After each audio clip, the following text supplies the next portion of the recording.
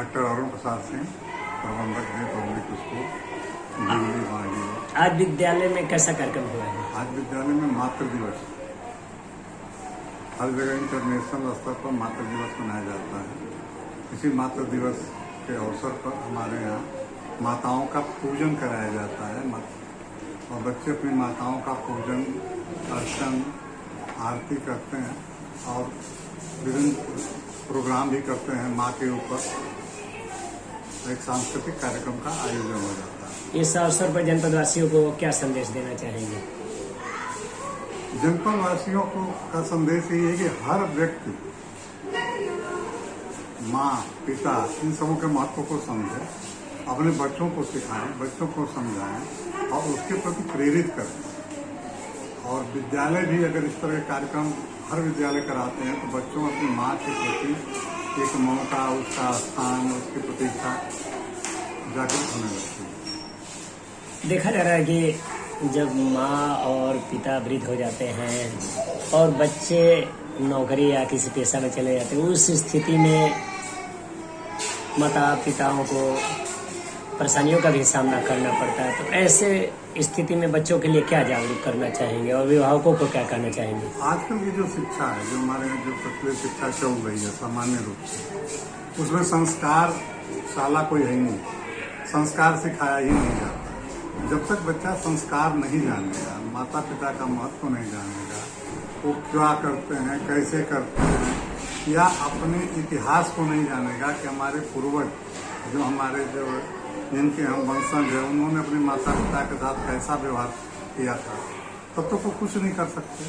हम उसी को नहीं बताते हैं, हम आधुनिक जो है इतिहास बताते हैं, आधुनिक चीज़ें भी दिखाते हैं उनको। बिल्कुल विज्ञान अच्छी चीज़ है, लेकिन विज्ञान में हम सनातन को छोड़ते चले जा रहे हैं, जो हमारी परंपरा है। और इसके अभाव में बच्चे माता पिता का महत्व भी समझते नहीं।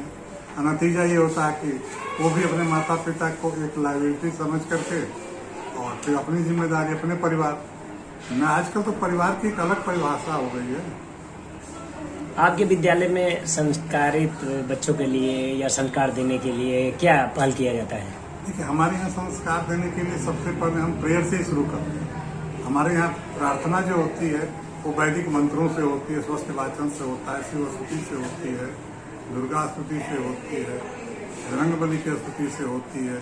फिर हम उनको समय समय पर जो है अपने यहाँ बुक भी ऐसी लगवाते हैं जिसमें महापुरुषों की कहानियाँ हैं, धर्माचार्यों की कहानियाँ हैं, उनको पढ़ाते हैं, अपनी संस्कृति को सिखाते हैं, उनमें योग भी कराते हैं बच्चों को। तो इस तरह से जो भी हमारी परंपरागत पूर्व है, आधुनिक शिक्षा तो देते हैं, उसके साथ साथ जो हमारे प्राचीन कालीन जो भी व्यवस्थाएं थी शिक्षा की, उससे भी हम अपने बच्चों को अवगत कराते हैं। और हर पर्वों को अपने यहाँ विधिवत सांस्कारिक रूप से, सनातन रूप से उसको मना करके बच्चों में जो है उसके प्रति रुझान, जागरूकता पैदा करते हैं। आज यहाँ कैसा कार्यक्रम हुआ? आज यहाँ पर बहुत ही भव्य एक पर्व का आयोजन हुआ। उसे कार्यक्रम ना कह लीजिए, एक पर्व कह लीजिए। मातृ दिवस, मातृ पूजन पर्व का आयोजन किया गया, जिसमें हमारे विद्यालय के सभी विद्यार्थियों ने अपनी अपनी माताओं के साथ इस विद्यालय के इस कार्यक्रम में बढ़ चढ़कर हिस्सा लिया।